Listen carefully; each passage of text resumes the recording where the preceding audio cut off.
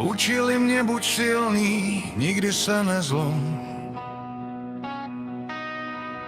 Uneseš celý svět i náš společný dům. Buď oporou, když bouře řvou, a svoje slzy nech jen tmou. Být muž, když vítr láme strom, stát dál pevně jako hrom.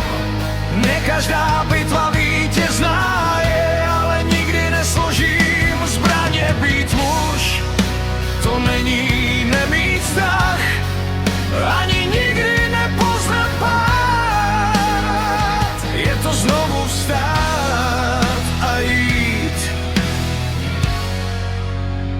protože tě mám rád. Přesto tě mám rád.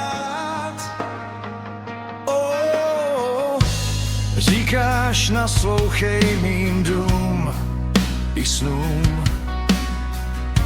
Buď trpělivý za každých dnů. Buď tvrdý, když svět rozdává rány, a doma měj dlaně plné něhy. Říkáš, buď skála, nikdy se nezlom.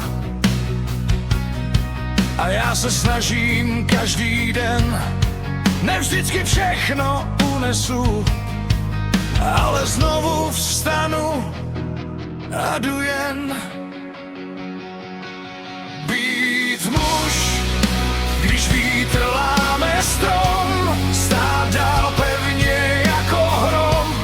Ne každá bitva vítězná je, ale nikdy nesložím zbraně. Být muž, to není nemít strach, ani nikdy nepoznat pád. Je to znovu vstát a jít,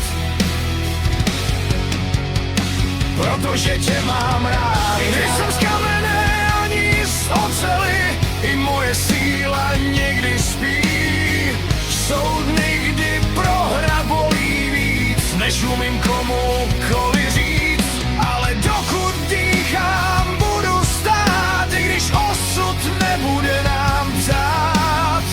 Ne každou bitvu vyhraju, ale za nás budu bojovat. Být muž není nikdy nespadnout, ale po každém pádu znovu vstát. Nejde vždycky všechno zvládnout, ale nikdy nepřestat se rvát.